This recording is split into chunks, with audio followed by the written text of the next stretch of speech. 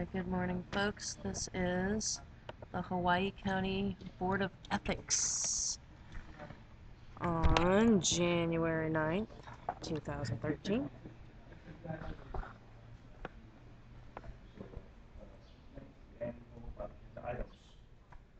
Please note that you have received a request to forward this matter on to the County Council. I will read the document I filed yesterday. Hawaii County Board of Ethics, January 9th to 11th. Received on January the 8th, 2013 at 9:55. Read statements from the public on agenda items, communications. A, formal request to refer actions to law enforcement authorities. Reference United States Code subsection 18.4, misprision of felony. The attached cover page of memorandum opinion dated 12/27/12 from the Office of Information Practices regarding Sunshine Law and Uniform Information Practices Act complaints from Dan Cole about agendas and meetings states in the footnotes 1. Quote, requester also alleges violations of enforcement sections of the Sunshine Law, claiming that the Attorney General and Hawaii County Prosecuting Attorney were extorting him and engaging in racketeering. OIP does not address these claims since they are not within the OIP jurisdiction. Insofar as a felony cognizable by a court of the United States has been identified in official state records presented to the Hawaii County Board of Ethics as having been performed under the official actions of the Hawaii County Board of Ethics, I make a formal request to refer the matter to the Hawaii County Council for their actions. For years I've been trying to bring up the attention of corruption, racketeering, and everything else. The actions that the OIP addresses were those of June the 9th of 2009. 3 years apparently later. The opinion was made at 4:30. I got the opinion at 4:34 on a Friday, December the 31st. No action would be taken, and the only person left of the board from that time, John Dill, a term had expired. So this is now a criminal action. It is documented in the records, so I request a formal filing to the County Council with the case files of this record and for their action. I'd also like to point out that in a January 8th, 2013 letter to the editor by Gerard Leloy, apparently top criminal defense attorney in Hilo, via the former vice chair of this Board of Ethics has declared, has identified a corrupt organization of Old Boy Network and unmentionables. This is the organization I've been attempting to bring forth and attempted in public. I call your attention to a document filed in reference to communications or unfinished business B, petition 201208. Further initial review of petition by Dan Cole, which alleges that Mayor Kanoy violated section 2-83B, unfair treatment of the Code of Ethics when he, in conspiracy with others, illegally obtained and used $10 million of the people's money sold at Bank of Hawaii and or RICO Enterprise of Old Boy Network and or unmentionables. I will read the cover page of the filing I made yesterday, January the 8th at 2013 at 9:55.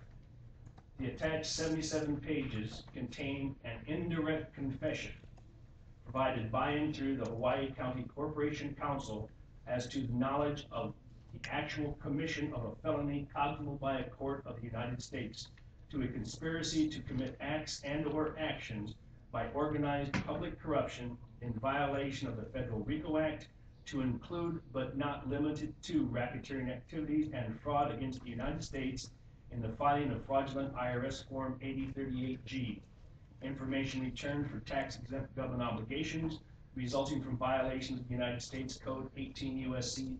subsection 1344 bank fraud.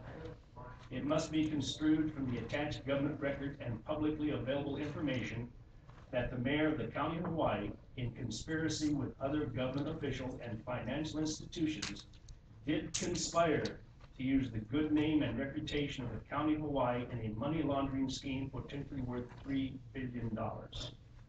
The mayor of the County of Hawaii, William Billy Kanoy, in conspiracy sold numerous unauthorized or fraudulent Hawaii County bond anticipation notes of various series and issues from the period of September 28, 2009 through September the 2nd of 2012, with a known value of at least $29 million, where the issue of these county obligations had no benefit to the people of Hawaii, while at the same time incurring substantial monetary losses to the people for the benefit of non-government persons or institutions. It is apparent from the documentation attached here to, in addition to local knowledge and information gained through the media and other public sources, Mayor Kanoy and those he conspired with may have used without authorization CIA covert assets derived from the Bank of Hawaii's escrow division operations during the period that Bank of Hawaii Vice President Madeline Dunham headed the escrow division to conduct or aid in a money laundering operation, thereby being protected from exposure insofar as any law enforcement actions taken against Mayor Kanoy or any conspirators would expose the direct link and heritage of President Barack Obama to a well-identified family history of CIA covert operations. These documents are government records obtained from the Corporation Council and verified as to accuracy 3 times by the Corporation Council. My last item of public statements is on the executive session for a Colleen Schrant, I believe that's her name, legislative auditor. It will be noted in the document testimony that I had requested on January the 3rd of my county council representative, Gregorio Ilicon, for a legislative audit of the Hawaii County Finance Department and the mayor's office in regards to the issue of these bonds identified within the document. In a letter by Nancy Cook LAUER dated Tuesday, January the 8th, 2013, County Legislative Auditor Colleen Schrant has left Hawaii to take a job as an auditor with the United Nations in New York City.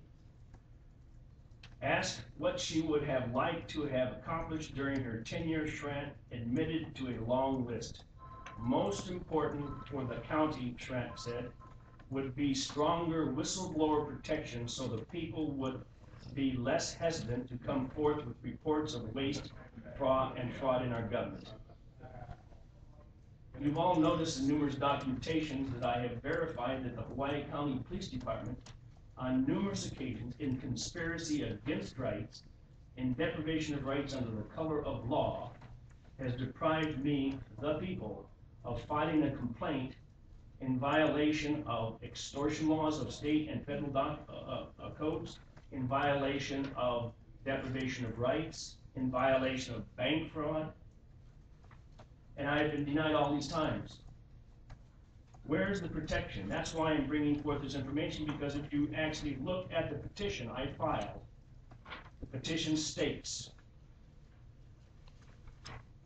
state the nature of your interest, including reasons for the submission of the petition, to expose organized public corruption in Hawaii government and to expose the old boy network and the unmentionables that influence, control, and or extort Hawaii County government employees and officers identified by the top criminal defense attorney in Hilo in the Tribune Herald article. The document I got from the mayor in response to this article is erroneous. I am requesting a formal hearing where sworn statements, subpoenas, and rule of evidence of the Hawaii courts may be used. I will show in statements and testimony that the documents that have been provided are in fact in violation of the very master issuance certificate, are in violation of the Hawaii tax laws and the tax form that was filed by the County of Hawaii. I look forward to my statements before you on this matter. Thank you, Mr. Cole.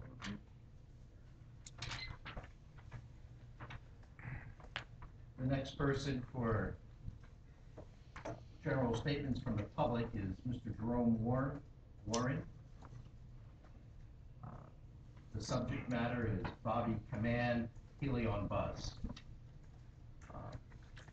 To let you know that if this is with specific regards to your petition, you will also have the opportunity when we come to your petition to discuss that in detail. Yes, sir. I understand. What I want to do, what I'm going to testify on is more on a subjective level. And then, so when we get to my petition, I want to be objective. And I also handed you another slip, and I'd like to testify on that matter first, if I may. Okay, so I just got it, yes. So there'll be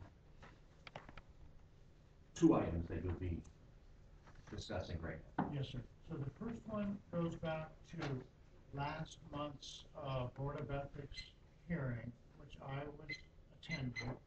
And when I left the room, I looked at the official county bulletin board, and the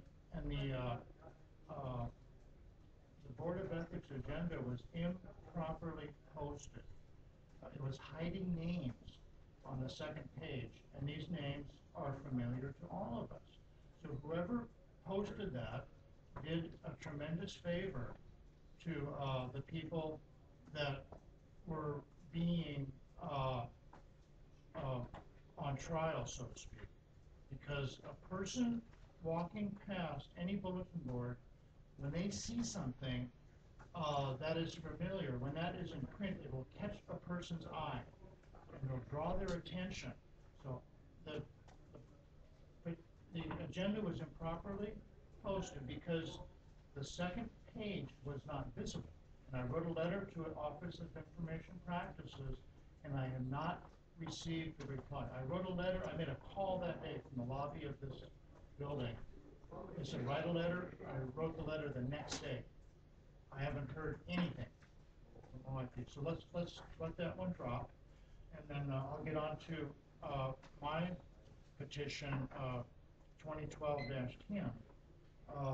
And here's just a subjective view here. I'm titling this, "The Government Must Follow Its Own Laws." Here it goes. My first clue regarding the illegal baggage charge was a sign in one of the Helion buses. The sign read, $1 for a skateboard, but it didn't quote the county ordinance. Instead, the bottom read, the transit agency. That was too vague. It's supposed to have the ordinance code. They left that out. Then I looked up section 18-91 regarding baggage fares. There is no provision to charge $1 for a skateboard or an extra bag of groceries. I followed the chain of command with my complaint. At the top was Bobby Command. He gave me false hope. Then he promised a recommendation for the transit board. I was going to put in my name. And then he promised a telephone conference. Nothing came through. And this is just the nuts and bolts. I mean, I went through a lot of grief and a lot of time on a wild goose chase. After a cruel long time, it dawned on me that Bobby Command was hiding a malfeasance. The $1 theft for the skateboard or the bag of groceries. The final step was when Bobby Command asked me, in regard to fares, what if somebody brought an atom bomb onto the bus? Then I knew that he was playing me for a fool. He was not a concerned citizen. He had turned into a bureaucrat. He is a bureaucrat in the worst sense of the word. Bobby Command is costing our county more money than he gets paid. The Helion bus is not user-friendly. Everybody knows that. The $1 extortion proves it. If the system were user-friendly, then more citizens would stop putting gas in their cars. They'd do like I do. Their dollars would not go offshore, as mine don't, but stay in our local economy, as mine will today. When I get my plate lunch at the Chinese restaurant, all you eat, etc. Bobby Command did nothing to help, and that hurts the economy of this county. Thank you, Mr. Ward. The next person for public testimony is Tim Reese. You'll be testifying on agenda items 4A, 5A, and 6A. Am I correct? Yes, sir. I also had a brief comment that I didn't write down, number 6B. I do have a brief comment if I could add that. Thank you. Okay. Okay, beginning with 4A communication. You know, I am very concerned about the agendas of all of the county boards. I think the ethics board is one of the most important boards that this county actually has. And it's not that there's so much, you know, bad activity going on, but there really has to be a fair venue for people to bring their complaints. And segueing into 5A, this new business item, petition number 2012-10, I have certain problems with I guess it's the ethics board's rules, or maybe it's actually the ethics code of the County of Hawaii in relation to this petition, or not this particular petition, but initial reviews. My problem is that this board can dismiss petitions at an initial review stage. Now, if I wish to come down here and testify intelligently, I don't mean like an expert, I mean just as a regular citizen coming in, having a real good idea about the gist of what the complaint's about. It may be something that I am very much an interested person in. Maybe it's something I have a general interest in.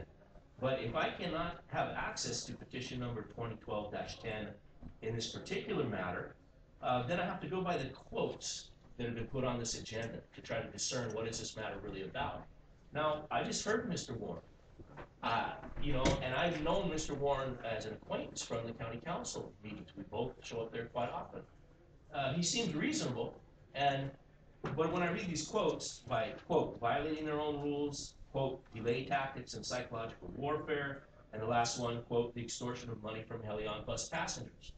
Now, that last one is the one that really concerns me, that there are no rules cited here, there's no county code cited. So I'm not able, maybe he does that in his complaint. Again, here I am trying to testify intelligently. I'm forced to testify somewhat ignorantly on, obviously, the county code that he might be referring to in his complaint is a matter of concern to anybody.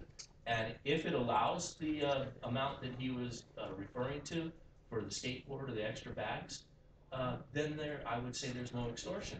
However, if that bill, unless the drivers are themselves doing something, you know, untoward, but if the county code provides for it, specifically allows it, you know, I would be down here saying, hey, I don't think the guy's right. Or I can see, if I read it, it doesn't allow for those extra charges, I can say I can see where he's coming from, and I want to have you guys not dismiss this case at initial review, and I want to have you look into it, bring the county people in here and explain if there's a numerical discrepancy, or if the item's not even there, and it appears they're not allowed to lawfully charge that fee he's referring to. And I'm getting my information right here from his oral testimony. I was trying to read and get my thoughts together for the other items on here, and it's very difficult. So my concern is, if this board is going to have a rule that says this petition is confidential until it's been brought forward here at this state publicly, how can people intelligently testify on the matter? And I hope that some of you would consider that and say, yeah, there does seem to be a little bit of a problem there. It tends to defeat general public from coming in and testifying.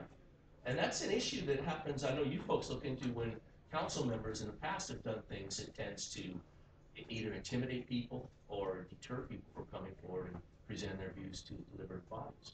And I think enough said on that one, other than I honestly don't think you should have the power to dismiss under those circumstances at the first initial review until the general public has had an opportunity to read the complainant's own words in their complaint and then be able to testify about that.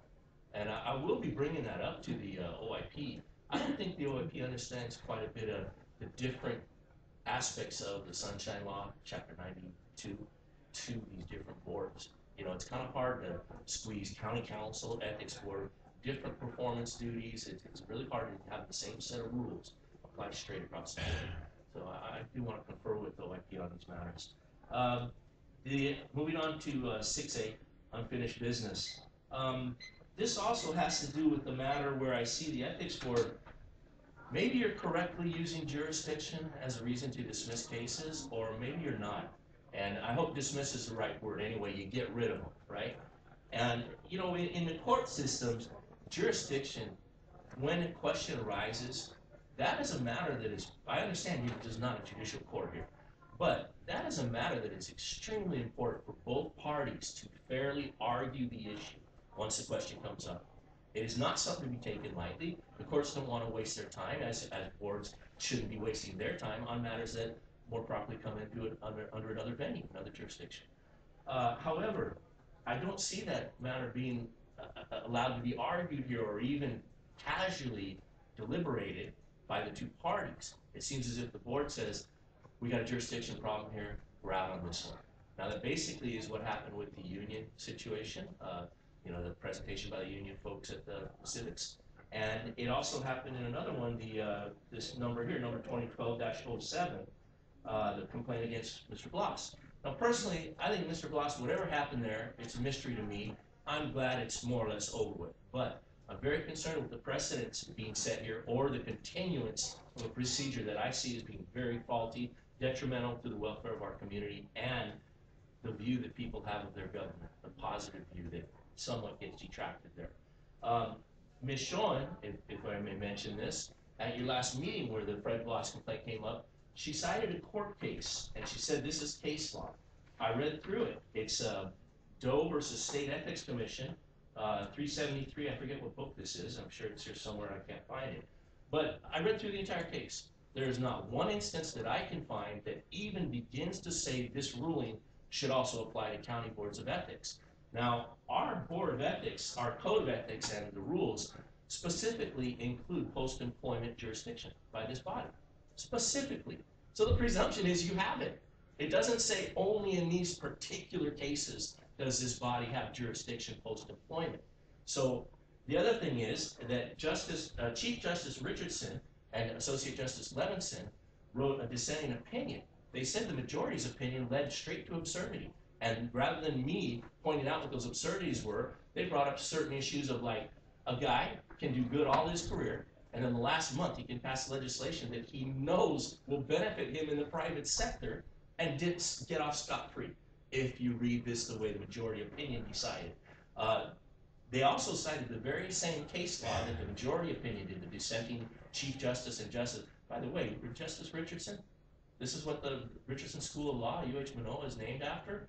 I'll hang my hat on his language in many cases that I've read, particularly this one. I'll take his advice on this thing.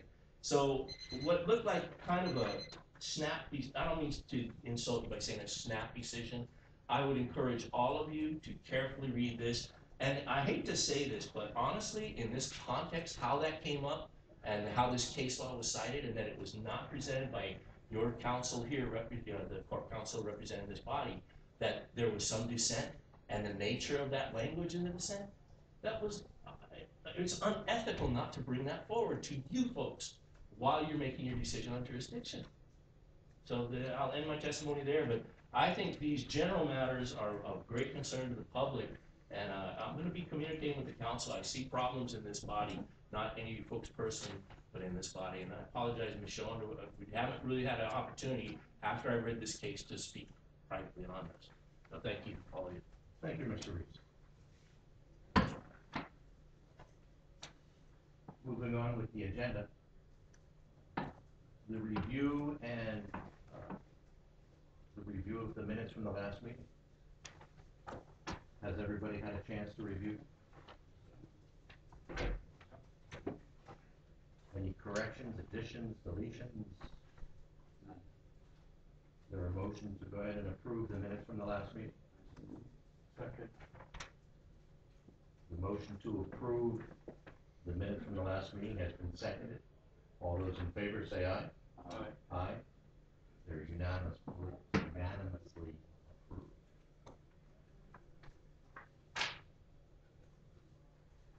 The next agenda item is a communication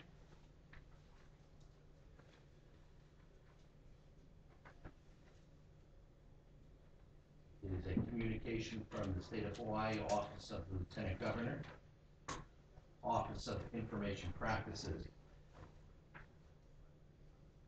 The communication cites the request for investigation, which Mr. Dan Cole previously testified to. And in review of the opinion given by the state of Hawaii on page 2, it states that the June and July agendas provided sufficient public notice. The evidence was insufficient to find that the board discussed the requester's petition and made decisions in advance of the June meeting. Although notice of the June meeting was not timely mailed to requester, there was no harm as he received actual notice before the meeting and participated at the meeting. And the board did not violate the UIPA by not immediately providing a letter requested during an open meeting. These were the issues that were presented to the OIP, and apparently there was no fault found on the board with those items. So I'm going to file this communication. Comment on this? I believe you made the comment earlier. Oh, on public statements, I just wanted to comment on this. I don't think so. The item has been filed.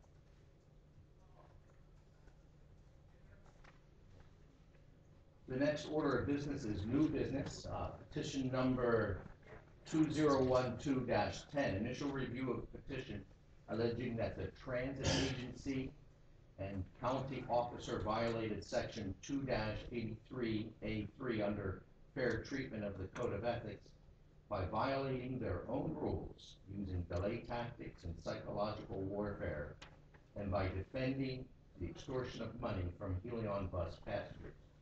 This petition is made by Jerome Warren. May I ask you to come forward?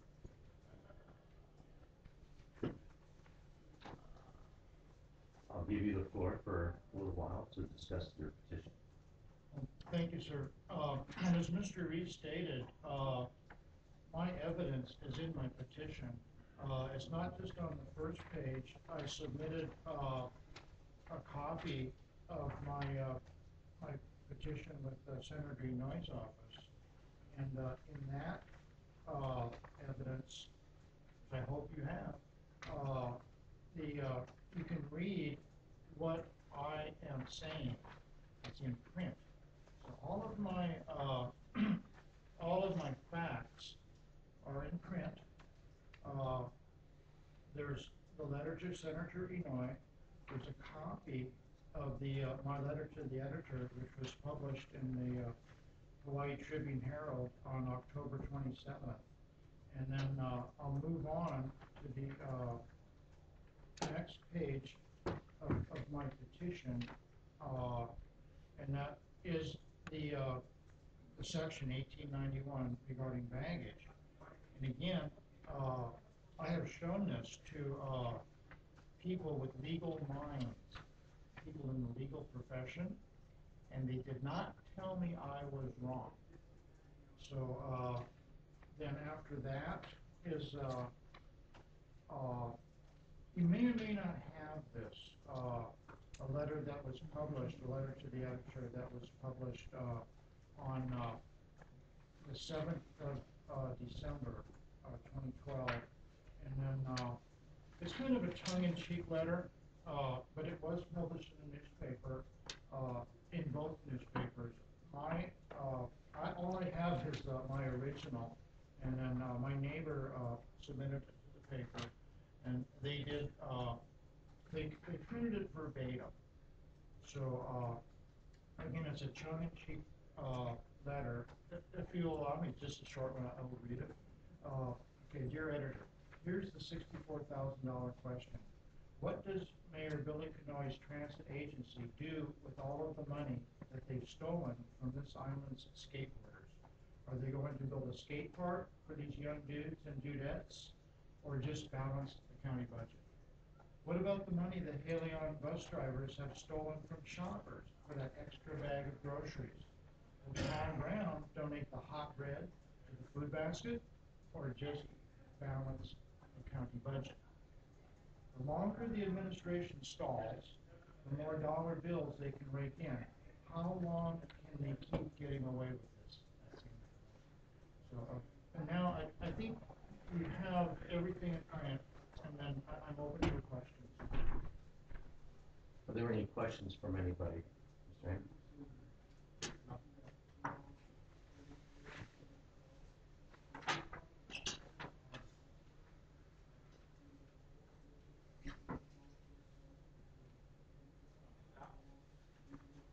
I don't have any specific questions, but I do notice that in the information that you provided, while it's not specific, and I think that's your contention, the mass transit does have the ability to charge for a piece of baggage that is not easily placed under the seat or on one's lap and something like that. Yes, sir.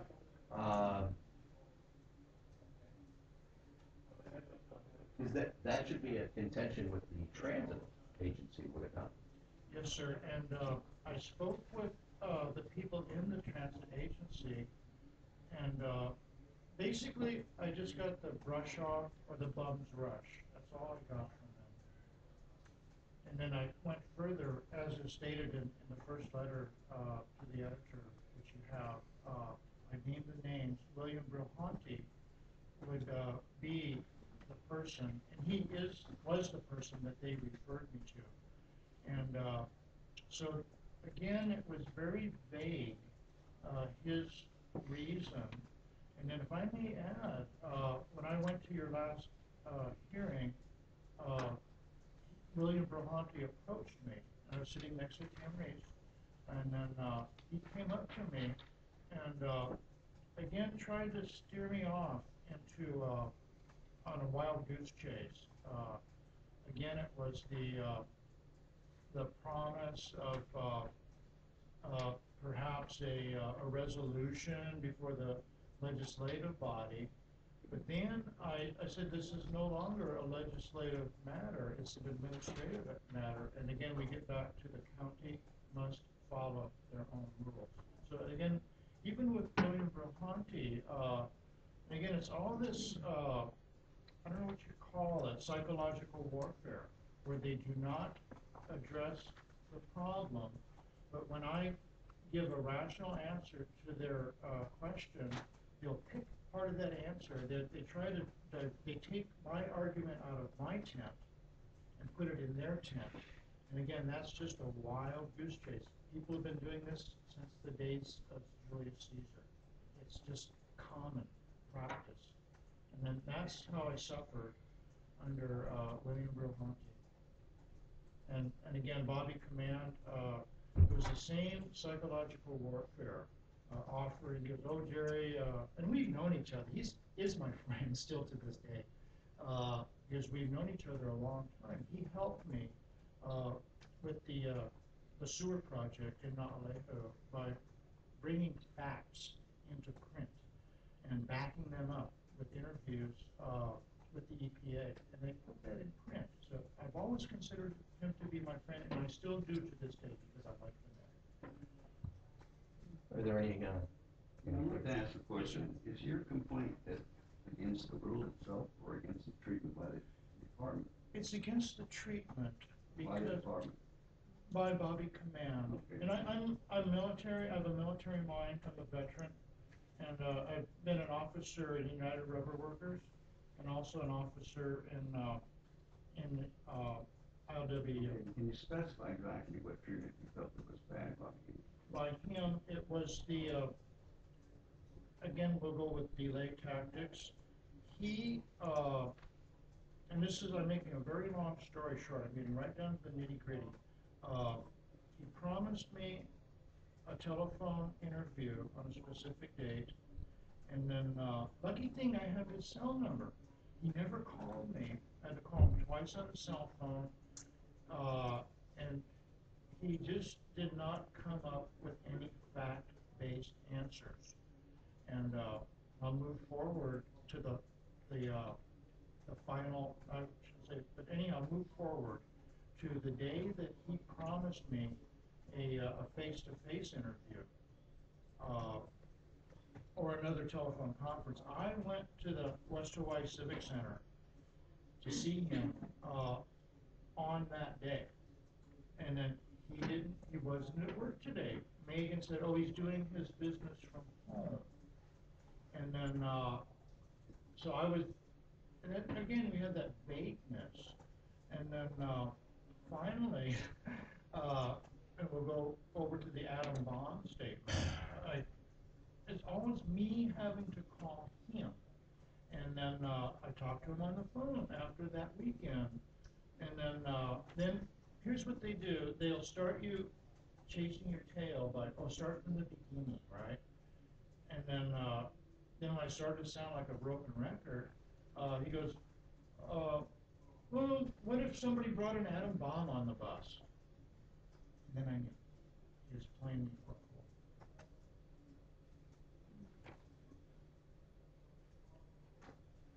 Okay, you're saying now, I'm trying to put down specifics, Yes, sir. I don't wanna go all the way around big circles, I wanna try to narrow it down what exactly the complaint is here, you understand? The complaint, Because the complaint is against Bobby Command, is that correct? yes, sir. Okay, you're stating that Bobby Command has been treating you badly by giving you delaying tactics, not giving you answers to your questions, and not responding when you said he was going to respond to you, is that correct? Yes, sir. Right, so that's a gist of your complaint at this point. Yes, sir.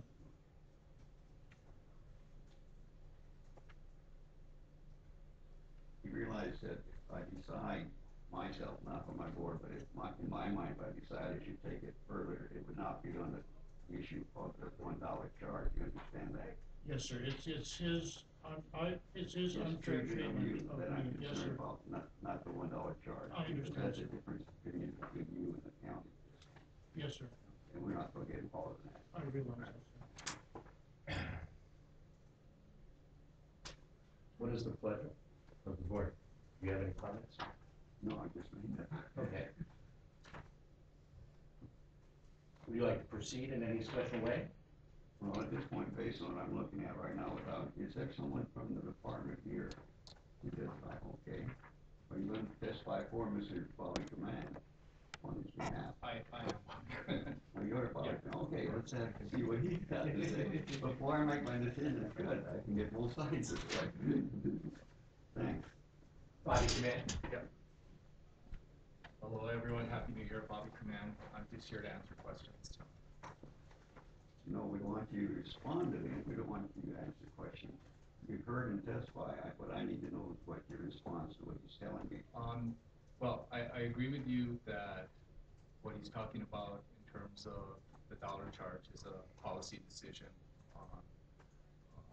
So I don't have anything else to say about that. I do admit that I didn't call him back on that day, and I also apologize to him for not calling him back. I did eventually call him back, didn't have the answers he wanted because I didn't have the answers that he wanted to hear. It's a policy decision to charge $1 for the skateboard or whatever other baggage that you put on the bus. Regardless of size? No, I think that there's some sort of dimensional. Yeah, we need to keep We're our not going discussion into here. that at this point. I've already decided, and I made my statement, we're not going to charge about $1. That's We're just looking at treatment all. between Treatment, Oh. and Bobby and Jerome. between the two of them, we're not getting involved with the charge. This body doesn't have an issue as far as the charge. We're only taking it into the treatment between people. That's unfair treatment, not the charge. Okay, he specifically said that you were giving him the runaround. I think that I'm not giving him the answer that he wants to hear, which is some sort of policy decision on the baggage. I've tried very hard to help him. I've tried to steer him to the transportation committee. Also refer him to the mass transit agency. And like he said, we've known each other for a long time. I've nothing against him. Like I said, not calling him back on that particular day was the problem. I apologize for that. You accept as a volunteer, you want to go forward. I do not accept the apology, and I made a very long story, very short and brief. This is it's a continuing, it's almost a culture, and that I was subjected to.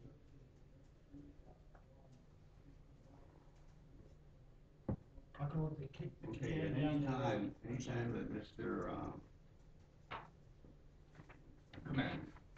No, Warren, Mr. Warren, anytime that Mr. Warren contacted you or made inquiries, did you ever, at any time, in your decision, write something to him in writing, stating your position and the department's position?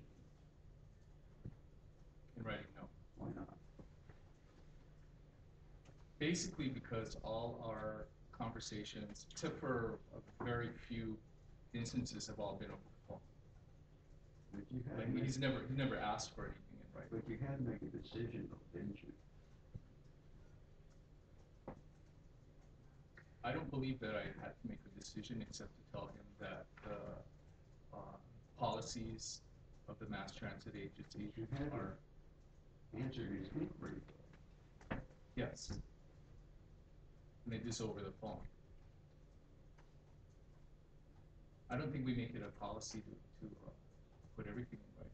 Whenever someone calls and asks for some sort of information or clarification.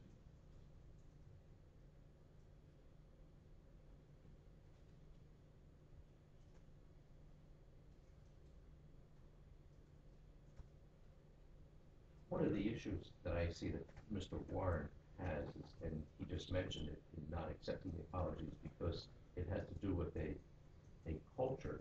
However, the petition is not going into any cultural aspect within the county of Hawaii. We need to be specific to the situation. And so I would go back. Let me ask Mr. Warren. Mr. Warren. Yes, sir. Mr. Warren, Jerome Warren. Okay, let me ask Mr. Warren, is your feeling that you do not accept his answers? Is that what it is, Bob?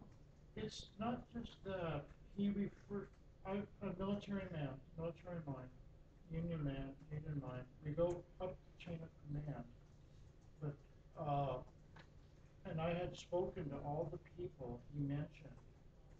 And then he is the top of the chain of command. So when he refers me back down, and then when I get recycled by those other bureaucrats, then that is psychological warfare. And it's unfair treatment.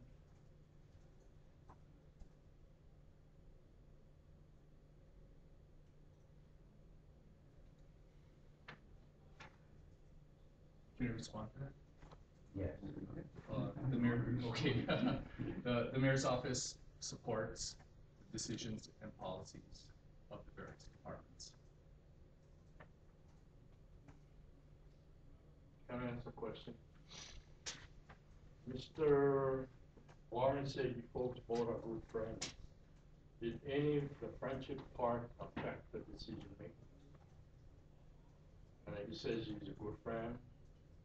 Anyone can respond to that? Is the friendship part of this complaint?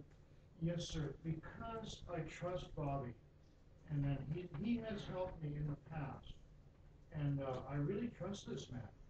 He has integrity, and so that is perhaps why I kept returning to him with after following his suggestions, and I would return to him both on the phone and in person. We had long discussions in his office. His staff, Megan, chimed in. I admire her too. And then I trust both of these people. I trust their integrity. And they. So if Mr. Command had written to you like Mr. Andrews said, if he had written If, you okay, yes, sir. and gave you a disposition, Yes, sir. would you have been satisfied with that? That would have helped me because that would have stopped me wasting my time. I'm a busy person. I have my own clients. It would take me back to my own business. But by him not doing that, I was just given false hope. And if I had some written information, something in black and white and print, then I could have taken that and proceeded perhaps in another direction. But with only hearsay, people will not listen to me. Would it make any difference if I gave you something in writing? Not now.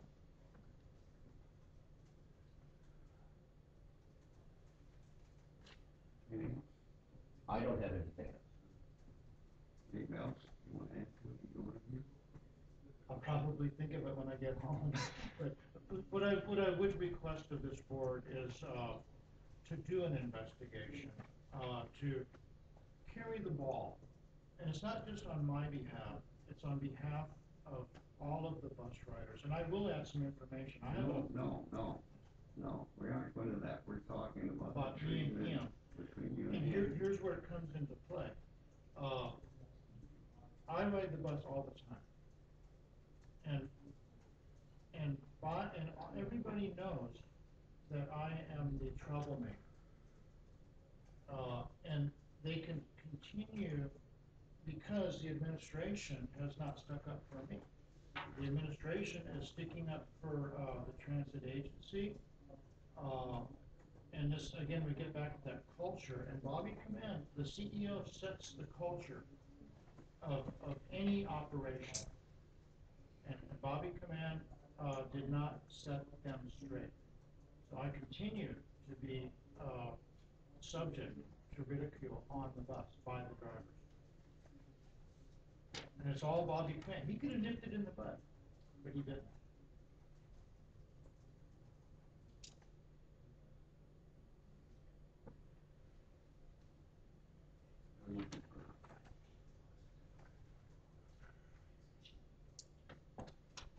I have no questions for either Mr. Commander or Mr. Warren. Nothing.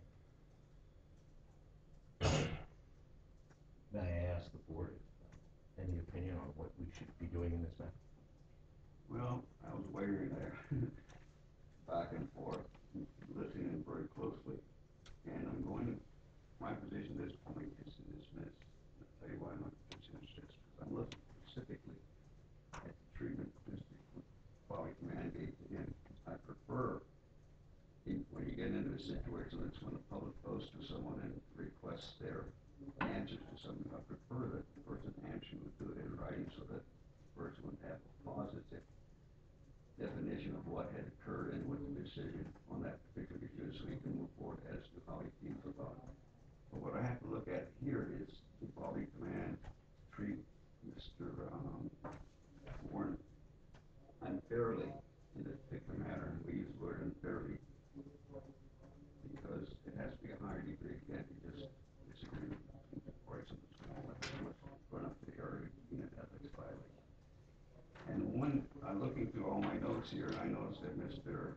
Warren is dissatisfied with the treatment that he received from Bobby Command, whereas Bobby Command felt that he tried to help Mr. Warren, and that was ineffective because the answers he was given was not being accepted by Mr. Warren.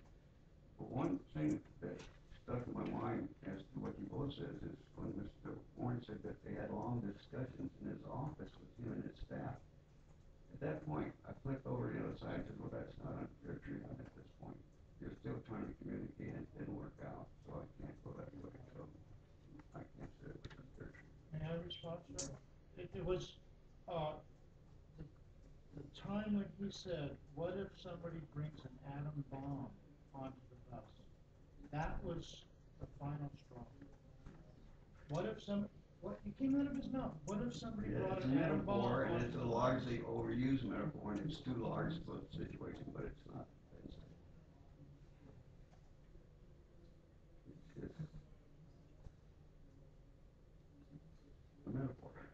Well, we're dealing with nuts and bolts, that's no place for a metaphor Well, at that point. that's the difference of opinion, though. You don't think there is, somebody else might think it's part humor, I don't know. But you can't make an ethics violation of something like that. That's what I'm saying, you can't do it. I can't make it into an ethics violation. Sorry. I don't agree with you. Respect. Of course you don't, Respect. because you're, Yes, sir. and you don't But agree. that's why we have more members on the Exactly. board, and you have to take a vote. Exactly. Yeah. But I'm trying to wrestle with this, and I'm trying to tell you my thinking. I understand. I think this can go on for a while, Yeah, so I what think- the board, options are, is either to set for an informal hearing, a formal hearing, or dismiss the matter. In this particular case, I'd like to entertain a motion from anyone to either dismiss, to go into an informal hearing, or into a formal hearing. Well, I move to dismiss based on the reasons I've stated already. Is there a second to this motion? There is a second to this motion. Is there any further discussion amongst the board? Any comments? No. Hearing no further discussion, I'll call for a vote to dismiss the petition number 2012-10 without repeating all the comments, but for the various comments that were discussed. All those in favor say aye. Aye. Aye. The vote is unanimous to dismiss this petition. Thank you. Thank you, Mr. Fernandez. Thank you, Mr. White.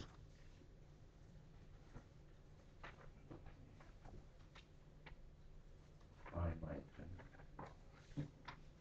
Moving on to the next item is unfinished business. It's regarding petition number 2012-7, review draft order dismissing petition by R.J. Hampton and Robert Patrici, which alleged that the former councilman Fred Glass violated section 2-83A3 under fair treatment of the Code of Ethics, when he allegedly stated at a public hearing that his polling place did not open on time on the primary election day, and he saw cars turned away, and when he asked what was going on, he was told by voters that the poll was closed and they could not vote. The petition contended that the poll opened on time, all voters were able to vote, and there was no drive-through of cars that were turned away. Has the other members of the board had an opportunity to review the petition to dismiss? Okay. Any discussion? Is there a move to accept this petition? I so move. Second. It has been moved and seconded to dismiss. It's actually, I'm sorry, Mr. Chair, it's to approve the, order dismissal. Okay, to approve the order of dismissal for petition number 2012-07. All those in favor say aye. Aye. Aye. The vote is unanimous to accept the order of dismissing petition. Going on to unfinished business petition number 2012-08, further initial review of petition by Dan A. Cole, which alleges that Mayor Inouye violated section 2-83B unfair treatment of the Code of Ethics when he, in conspiracy with others, allegedly illegally obtained and used $10 million of people's money for the sole advantage of Bank of Hawaii, First Hawaiian, and or a RICO enterprise of the Old Boy Network and or unmentionables. I do want to mention that at the last meeting, it was specific and that the only thing that we were discussing was the perception of,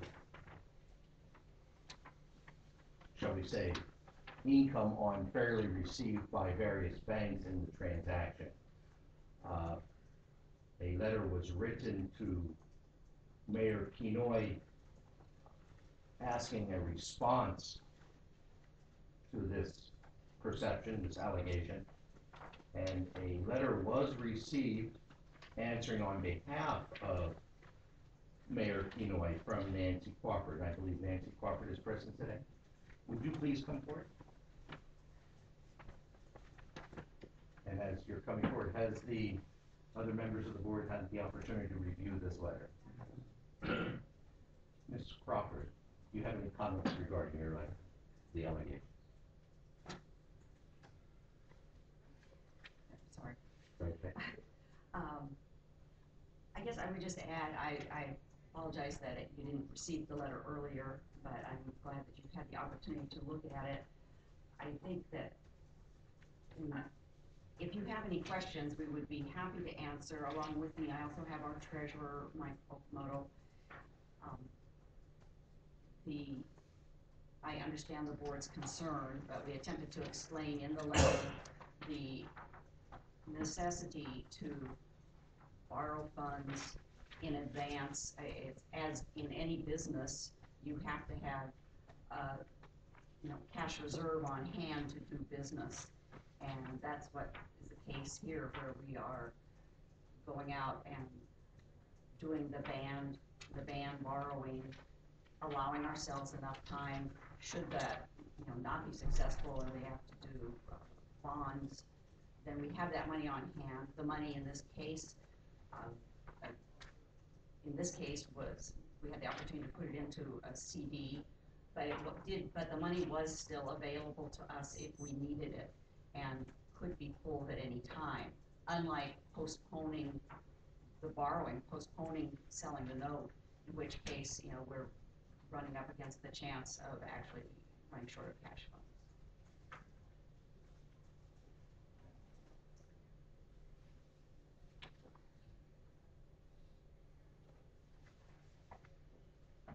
Just as a reminder, there were allegations with regards to the timing of the transaction.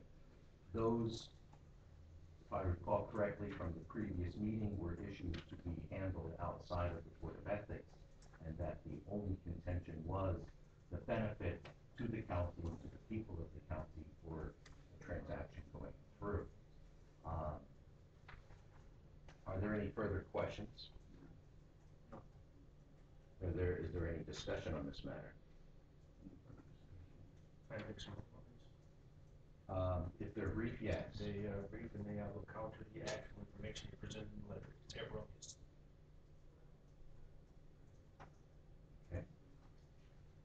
The benefit to the county was designated or very specific in the letter. The benefit the county received from the issuance of short-term bonds in this case was continued progress on capital improvement projects with the assurance of adequate funding to meet expenditures in a timely manner. And as Ms. Crawford had mentioned, it allowed the county to have the availability of these funds if they were short on funds at any point in time prior to the issuance of the full bond. Am I correct? That's correct. And the money in the note, coincidentally, these periods were the same, but that isn't necessarily true. The notes are rolled over and carried forward until the time at which we have expended those funds, and it's time that we're going to actually do a bond issue to take this out. There appears to be a difference in the perception of the benefit or non-benefit to the people of the county of Hawaii.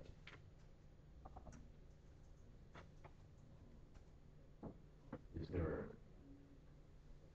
a desire for any members of the board to dismiss the petition, continue with an informal investigation, or go with a formal investigation, or ask more questions? At the time we move dismiss, since the evidence goes forward, does not constitute a violation under the Board of Ethics. May I make some more comments on this because the clarification, because the letter sent to the mayor is an error, and the statements that Ms. Crawford has made is in violation of the very issuance of the certificates of the master issue certificate and of the tax certificate issued the bonds.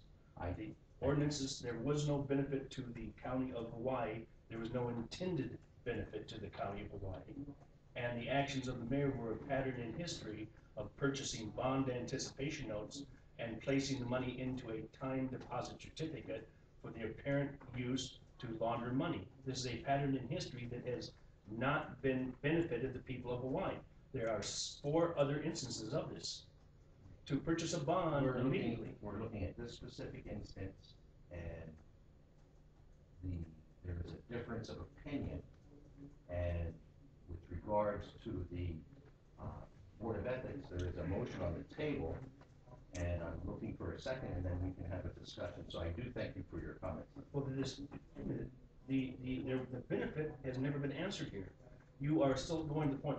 What project benefited from the people? What benefit did the people get for $66,000 they paid to the Bank of Hawaii to have $10 million sitting in the First Hawaiian Bank? By the very own master issuance certificate, the county cannot loan money under this Series B. It's right in the actual tax certificate itself signed by Ms. Crawford. So there was no intended benefit to begin with.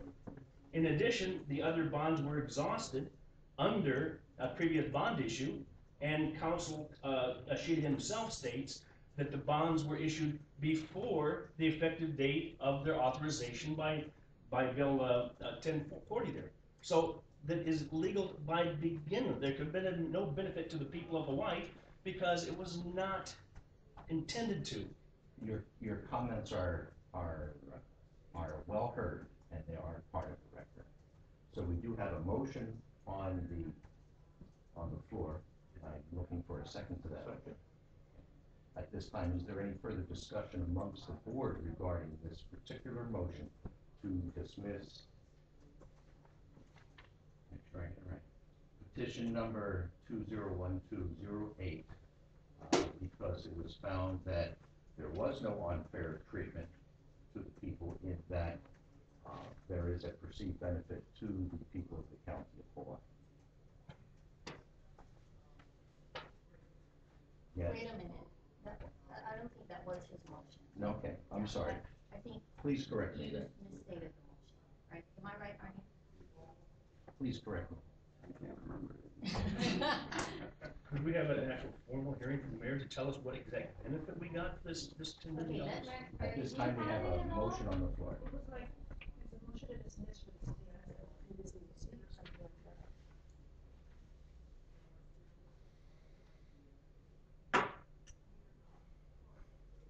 I said there was not sufficient evidence to show that there was unfair treatment under the evidence code. Is it evidence? I mean, that's,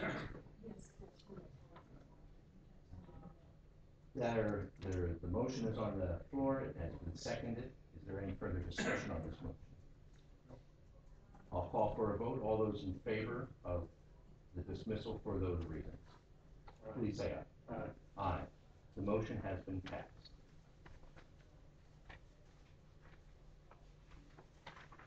At this time, I request for a motion to go into executive session. All those in favor? Motion.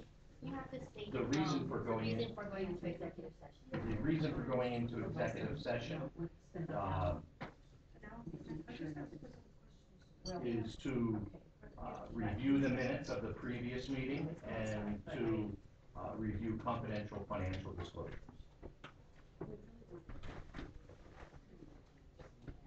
So moved. All those in favor? Aye. Judge, you were real close to something. I could see you were looking for a constructive resolve to the warrant petition.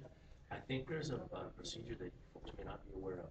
In my opinion, I would probably rule the same way you did, but I saw that when you were looking about something in writing, it may have been more appropriate and instructive to county employees that they get reminded that there actually is a procedure that people like Mr. Warren could use. That is to request a declaratory ruling by the agency chief in writing. So it would have resolved. Yeah, and then he could move on if he's not happy with that. it's fair practice anyway. Okay, I'm not happy with all of this, because we're in executive session, so you gotta get out.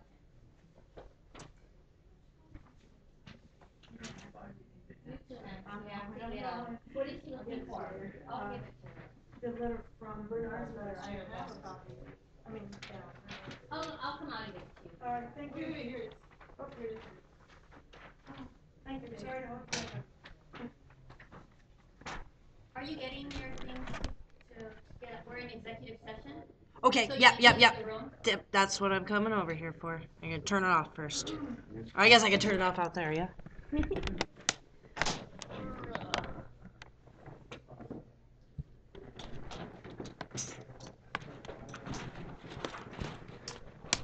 Okay.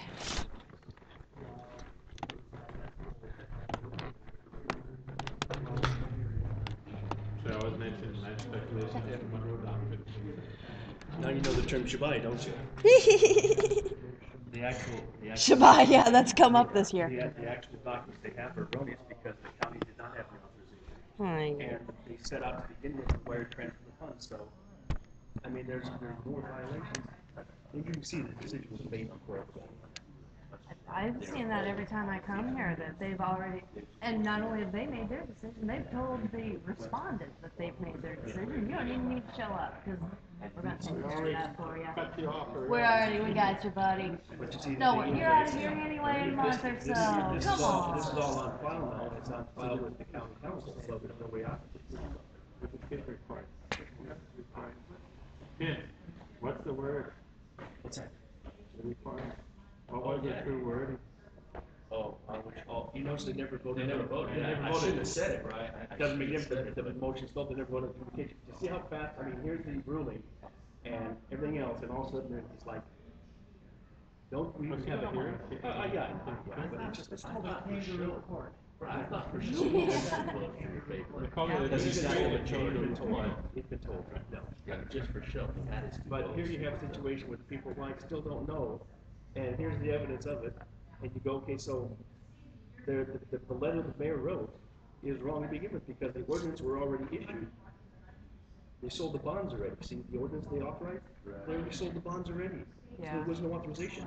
Yeah. And now that, when I asked the corporation counsel, he sent me the fact that they were illegally sold. I mean, this is his exact letter. And they got that, of course, Yeah. right? See, I actually questioned him on that. See, he never, the mayor This never is answers why the they question. told us, Yeah, it's never answered. Today? I just got this today. This is boilerplate. He doesn't- Did he hand it to you when he was No, over here? right here, yeah, right, no, right here, yeah, they sent it to us. See, this is boilerplate. It doesn't answer the question, the actual question was. See, here's the problem. I mean, this actually, you know, the actual question that was posed.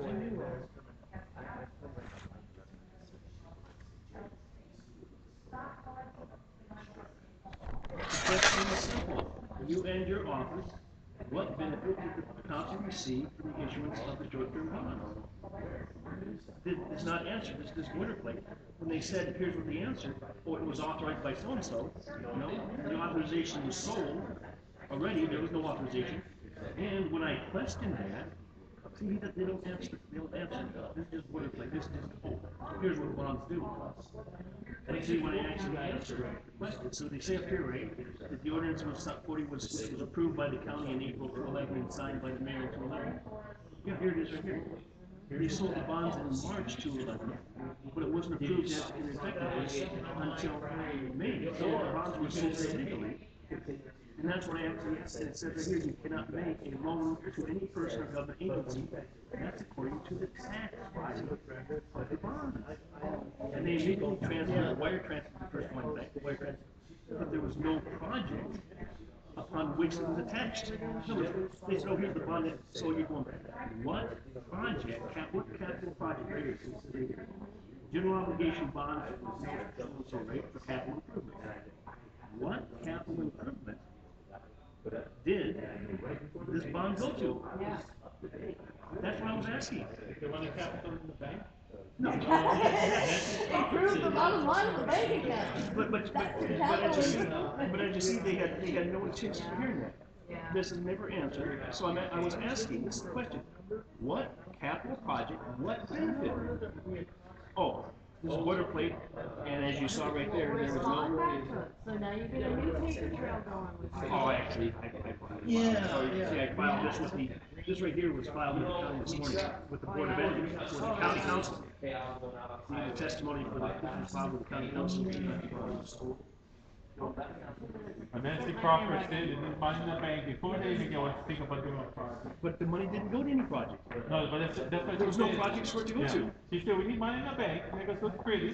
What happened, we have to do a letter, we have to do a letter of The credit credit. rating is good. Just have a Yeah. letter, just have a letter of credit. Yes.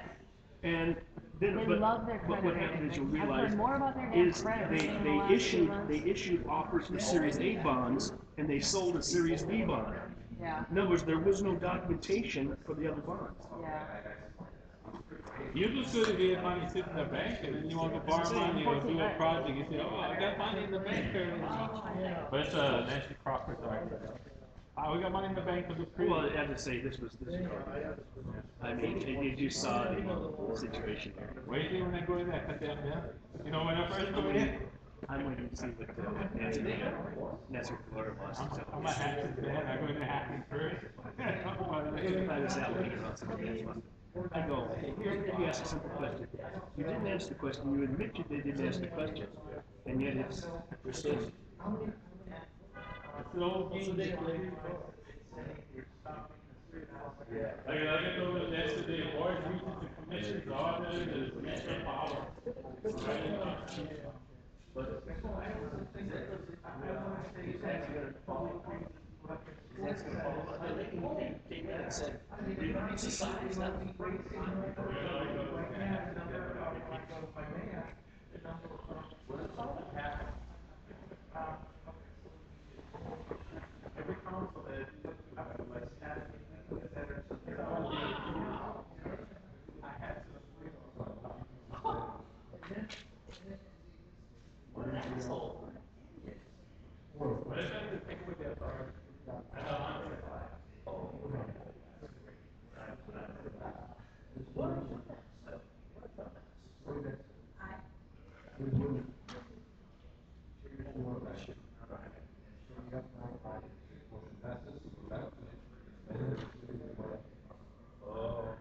Stress, but yeah, that's just fine.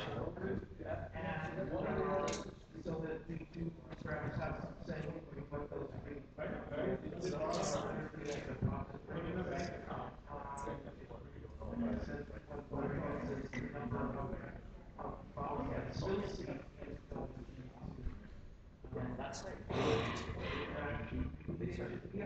I don't know what else to back down. This is again, respect the specific guy, but let's move this conversation so we can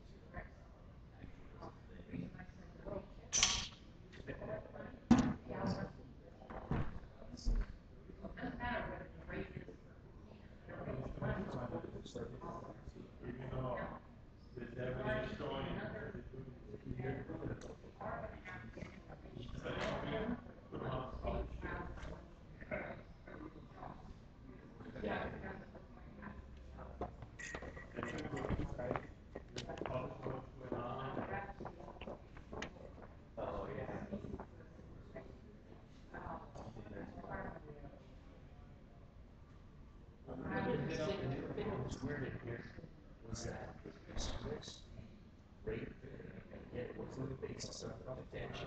I just want to say that my understanding is that this is happening to know very wide and